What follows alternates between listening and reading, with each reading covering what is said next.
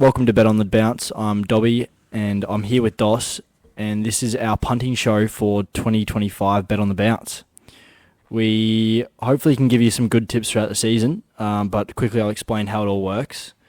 How it's going to work, it's going to be myself versus Doss versus a guest to see who the best punter for the season is. We're going to have $10 bets on every single game throughout the season. But for this episode, we're just going to do our futures bets. So our Premiers, our Brownlow, our Coleman, and our Rising Star. We are going to have a few guests, but not for this episode. For opening round, round one from there on out, we're going to have a few guests. We have a few lined up already. We got AFL Paradise in opening round, and then we've got Prime Train kicking us off for round one of the season. Which should be huge. Like getting someone like AFL Paradise, obviously it's also huge. They've got like 40,000 followers, that's pretty good, but like having Prime Train this early is just massive. Like, what's he have, like 200,000 followers or something? I think it's a bit less than that, but it's above 140. Yeah, but that's like huge for them to come on board. Like they haven't obviously seen an episode. This is the first episode, so it's pretty huge that he's come on board, that both of them have, and we have a few more guests lined up that are also pretty big, but we'll just reveal those as the season goes. Yeah. But anyway, we may as well get straight into our Premiers bets. Do you want to go first? I will go first. And I'm going, this is biased, but I don't think it is at the same time. I'm going with Hawthorn. I support them. I've been a Hawthorn fan for quite a while now, since around 2005. They were the hottest team in the comp last year. They didn't start off too well, but they came home hot. And they've gotten better. They picked up Tom Barras, Josh Battle. Is it Josh? Yeah. Yeah. Big fan, by the way. Big fan. Massive fan of the Hawks since 2005. Josh Battle, from Saints. And I think that's going to free up Sicily to do whatever he wants, whether that be in the back line or play up forward. And he can take those big contested marks up there, and he's got a good foot on him. That's why I'm picking Hawks to win the premiership this year. I gotta admit something. Like last year, I'm not sure if you remember. I told you I placed that bet on the Hawks. I heard that. Yeah, I heard that a few times to the grapevine. Yeah.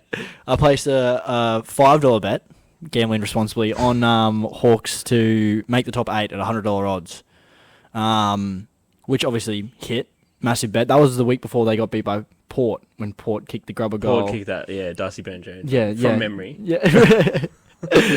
From your nightmares. From my nightmares. I bet on that, and I was pretty happy until I cashed out. I cashed out for like $200 when the payout was obviously $500. I cashed out for $200, and then they made it, and I was upset. But then I started to resent them.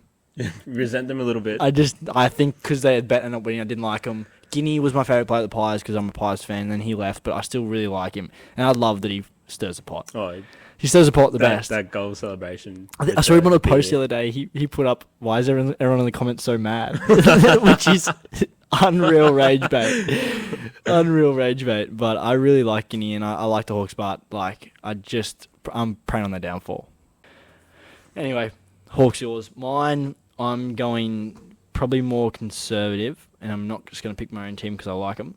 I'm going to go Geelong, and I'm picking Geelong for a heap of reasons. I'm not sure the exact stat because I didn't look it up, but I think it's like 12 prelims in 18 years. Is that what? Or is it 8 prelims in?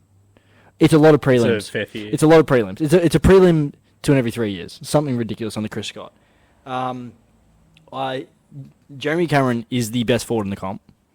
Like, he's the most valuable forward in the comp. If you had to pick a forward, if you were making a team right now, you'd pick a forward, not off age or anything. You had him for 1 year. I'm picking Jeremy Cameron. Yeah. Bro, he's so good. He makes all the other young forwards around. Like, if you have Myers and Henry around Jeremy Cameron, and they're all fit, that's an unreal forward line. I think Mitchell Nevitt has a breakout season. Finally, if he doesn't, he probably gets delisted in 2 years. So he either breaks out or gets delisted. See him playing in China in a couple of years. But CSL. Yeah, I just think Geelong are the most consistent team in the AFL, and I don't know how people keep doubting them. I even heard Kingy today, David King, say that he thinks they finished top 4. And I can't believe I'm agreeing with Kingy right now. I don't think they finished top 4. Where do you think they finished? Top 8? They have to finish top 8. When was the last time they didn't finish top 8? Oh, I I think they're on the fringe of the top 8. Fringe of top 8? Yeah. Like 10 to 6. Yeah. Gross, bro. Top 4. No. They're 6 and below, I think. Chris Scott doesn't know how to lose. I think he's allergic. He doesn't know how to lose. I just think there's better lists out there. That'll do better. It doesn't matter. They don't have better coaches. Michael Voss wouldn't tie Chris Scott's shoes. Which is like, well, to be fair, Vossi had the worst list in history at Brisbane. Yeah. So that didn't help. But then he's got Carlton and he's done alright but they have a pretty unreal list, but their strength and conditioning coach obviously sucks. Awful. Sam Walsh has been injured a fair bit. Yeah. And he's my goat. Chera. And he's my twin. Anyway, I'm going Geelong. I think Geelong are just the most consistent team, and if I'm being conservative, which I am, I'm going to go Geelong. But I'm just going to swing right into my Brownlow, which is, no bias, no bias, Nicky D, Daddy Dacos, Carlton's father, Nick Dacos. I think he has come second the last 2 years. Well, he would have won it 2 years ago if he didn't have 6 weeks out for an injury. And last year he just didn't win because Paddy Cripps had the greatest Brownlow season in history. And he would have broke the record for most votes. Like, he's got the second most votes in history in a season. Yeah, he broke them and came second. Yeah. But they were just broken more by... Yeah. And we did a post a while ago about like the stats that make a Brownlow medalist, which was contested possessions, clearances, and centre clearances. So I'll read out the stats real quick. The last 10 winners have finished top 4 for contested possessions. Last year, Nick Dacos finished 5th. In clearances, 9 of the last 10 have finished top 5. He finished 3rd. Centre clearances, 8 of the last 10 have finished top 5. He finished 2nd. So he's right there. Like, he is hitting the stats to become a Brownlow medalist. And you're getting him at $6 odds. I think what happens with Paddy Cripps is we gave him way too many votes last year. He should get 3 this game. He's getting 2. Yeah. He should have got 1 this game. He's not getting any. I've got Bontempelli. I've steered away from Hawthorn as much as I think Will Day will be thereabouts. I think he probably should already have 2. Oh. Probably should already have 2. What? Ollie Wines beat him, and I don't think he should have that year. Mm-hmm. And then it was the same year that Nick Dacos was out for that 6-week period, and Lachie Neale was getting 3-vote games out of 12 disposal. When I was talking about the stats before, I did look at the Ollie Wines one. Yeah. When I say like 9 of the 10 9 of the last 10 hit top 5 in clearances, he was the 10th. He was the one that didn't make it. Centre clearances, 8 of 10. I'm pretty sure he was one of the 2 not in the top 5. I don't think he should have won the Brownlow that year. I even remember when I was watching it, I was like, he's just... Yeah. So. And Bontempelli came second that year, not by a whole lot. Mm. And I feel like it's sort of his time to win the Brownlow. Like, he should have had 2 by now. He's coming off You're another... just hoping he does. Huh? You just hope he does. I want him to. You're trying to will it into existence. I'm manifesting that he wins the Brownlow. You're manifesting. And he won't have to go forward near as much, surely, with Darcy and... No, he won't have to go. He might have to swing forward just for like rest and stuff, but I think Riley Sanders will have a big impact in that midfield, especially with Treloar out for the first 6 weeks of the season. First game, Bevo starts him full forward.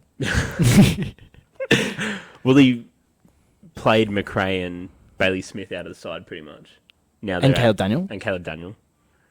They're at different teams and they're thriving in the positions they used to play. Bro, Jack McRae has the most disposals in a season ever. Yeah. And couldn't get a gig? Exactly. It's ridiculous. And, I don't know how Caleb Daniel doesn't get in. You know, Caleb Daniel was like 26. Something ridiculous. He's young as hell. He's not that young. Bro, he's like 26 right now. Look it up. Pause. We'll get back to that. While you do that, I'm pretty sure I could be so wrong. What should be 30? I'm pretty sure he's like 35. 35 nuts. He's definitely... I think 35 inches. I think he's like... I think he's like 26, 27. This Wi-Fi. Maybe I'll just get the 5G. Nice, smart. Anyway, I'm going to start on my Coleman bet. If I told you a bloke in his team only won 3 games and he kicked 71 goals, you'd be like, this guy is a prophet. This guy's the next big thing. 71 goals. He's only 28. Okay, he's 28. That's bro. I say 26, 27. Yeah. Yeah, he's 28. I thought he was like 32. Going back, Western Bulldogs captain Marcus Bontempelli claimed the Lee Matthews Trophy as the AFL Players Association MVP. Yeah. Ahead of Carlton star Patrick Cripps. Isaac Heaney. Oh, fair. And Isaac Heaney, yeah. Well, anyway, getting back to it, Nick Larkey kicked 71 goals in 2023 and they only won 3 games, which is insane. That's it's a one-man army. That's like 23.5 goals a win. which is great numbers. Yeah. And I think their line is 6.5, which I think is ridiculous. So I think they win like 8 games this year. I don't think they made top 8. I think that's silly. If they did, whatever. But they'll definitely win more than last year. They were showing signs last year. And they have Clarko for another year. Yeah. Except, there was that game against Collingwood. They were up big and then somehow choked. Oh, that was so good. that was an insane watch. Bobby Hill took that massive hanger in the goal square. Anyway, I think they win like 8 goals. And if they win 8 goals. Shit. I think they win 8 games. And if they win 8 games, he'll kick another 70 goals. Yeah. And if he wins 70 goals, $13 odds is ridiculous. I'm going with Jai Amos from the Fremantle Football Club. Which is insane. That is not an insane one. It's sort of insane, but it's not at the same time. Because why? He's coming into his 3rd or 4th year, and Freo they're going to go big this year. They're going to be up there they're going to be top 4 team, and he's going to be leading the charge. So okay, I'm Caleb Sarong, I'm 65 out. I look up and I go, okay, Josh Tracy, Sam Sturt, maybe, I don't know who else is in there. And then I see Jai Miss, I go, yep. Jai Miss is huge. He's had a massive preseason. He's going to body anyone. Have you seen Thilthorpe? He'll body anyone. Thilthorpe's big, yeah. He'll eat anyone. Yeah. But I just don't think Jai Miss is like Josh Tracy's. I think Jai Miss is going to go better than Josh Tracy this year. You think Jai? Well, obviously you put him as Coleman, but you are confident that Jai Miss will kick more goals than Josh Tracy. Yes. Insane. Mm-mm. If that happens, I'll be shocked. I will be shocked. He's what? He's an accurate kick. Okay. Congratulations. He can kick 40 accurate goals and not get close to the Coleman. What did he have? He had like 40 something last year. Good on him. And now he's just going to get more of the ball. They're finally working together. He's put on size. He's going to be a big key forward. I hope he's put on a fair bit because he was pretty petite.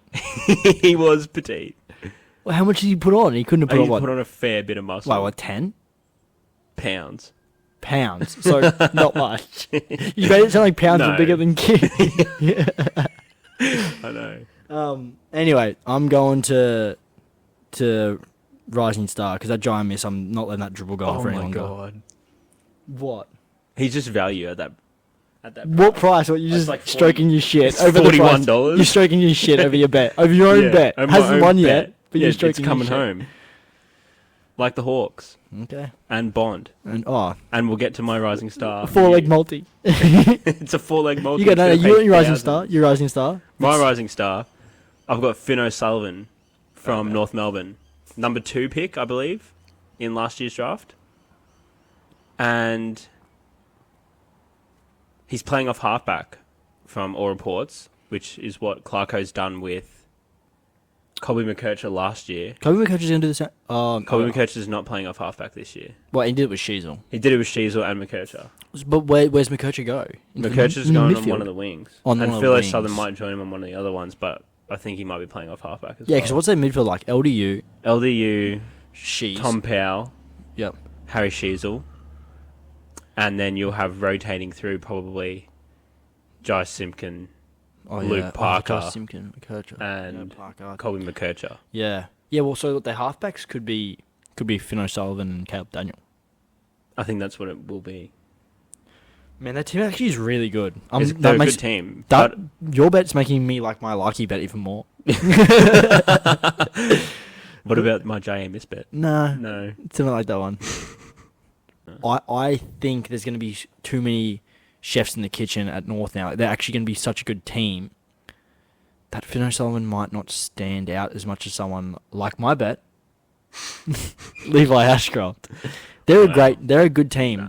And I wouldn't have bet Levi until I saw Jagger got injured, because I would have gone Jagger over him, because I think Vossi just sets it up so well for young players to be so good. But Levi Ashcroft is, like, everyone says he's the best player. He's the favourite for the Rising Star, but that's the most rubbish bet I've seen. That's worse than Dry Miss. That is insane. It's 10 times the odds, your bet. Hey? Yours is 10 times the odds. I know. I don't know how Levi Ashcroft is favourite for the Rising Star. Who do you think should be? What, Finn O'Sullivan? Finn O'Sullivan. Obviously off halfback. Are you betting him for the value? Or are you betting him because you think he'll win it? I'm betting him because I think he's going to have more of an impact to his team. There is so many midfielders in that Brisbane Lions team that Levi Ashcroft will have to stick it out at half forward, which is not a good position if you're trying to You make good points. win a Rising Star. But I've written it down already. Okay. I've already said it. But Finn O'Sullivan could be that player that ends up getting that anywhere from 16 to 23 disposals a game off halfback, if not more. And yeah, I don't see Levi Ashcroft doing that off halfback, and I don't think he'll be rotating through the midfield when you got Lachie Neale, Josh Dunkley, his brother Will Ashcroft, Hugh McCluggage. The suitcase. Jared Berry goes in there as well. I just think it's too early in his career for him to be in that midfield group. That's fair. I don't think he gets much time in the midfield. But I just think I saw Jagger go out and everyone says he's so good. Like, everyone's like, oh, he's as good as Nick Dacos was before he joined. He averaged 27 disposals, which is in 3 games during the VFL last year. Which is insane. As a top ager.